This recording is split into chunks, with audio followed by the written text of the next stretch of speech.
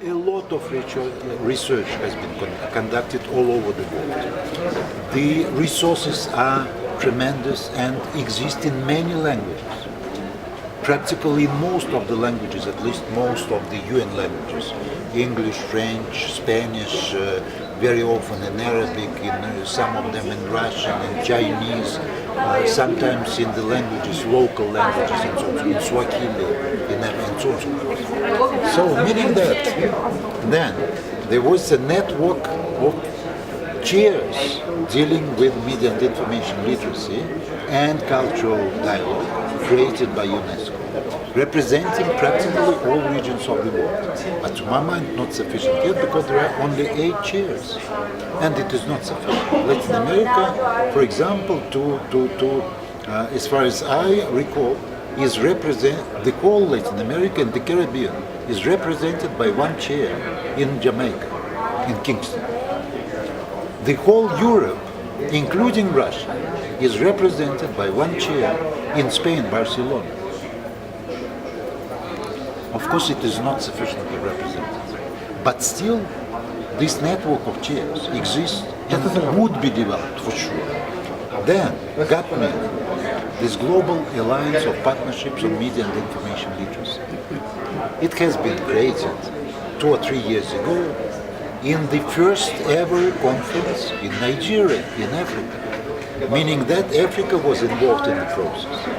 Of course, the situation in Africa is still extremely poor. There are very few experts. Very few countries have heard anything about it, but still the continent is involved, at least to some extent. So the first regional conference took place only recently. It was in May, it seems to me, maybe in June in Europe, in Paris, in UNESCO. It was the first European conference. Okay? The second one is regional conference. The second one in the world, and the first for Latin America and the Caribbean, is here in Latin America. Why? Because in Latin America, and in particular in Mexico, UNAM thought of it. They become a bearer of this problem. They came to attend the first European conference in Paris. They spoke with a number of people, including myself, including the representatives of the European Commission, including José Manuel Tornero from Barcelona, and so on. Maybe it was on his encouragement, I don't know, who taught and told them, guys, why don't you come, to attend this conference and we can speak of a possible conference in Latin America and so on. But they assumed this responsibility. They collected some funds, because funds are not always available.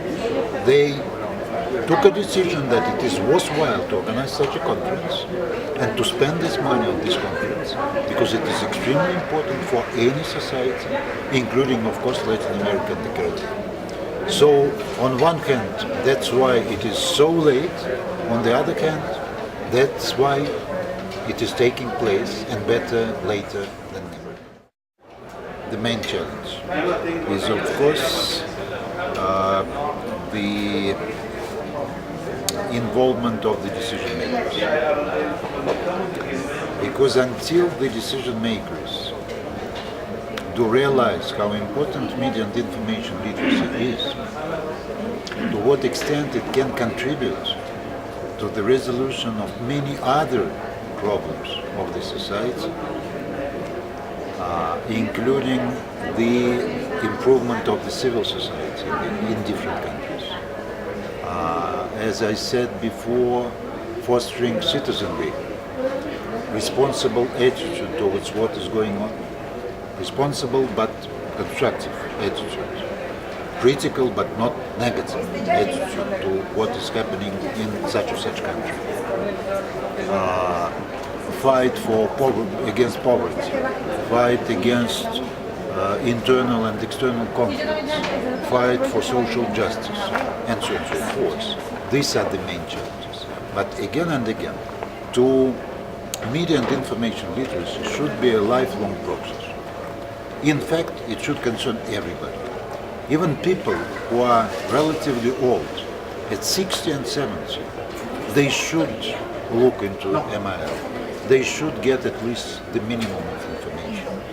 They should understand that they should not believe each and every time to the article they read in the newspaper or they watch on TV.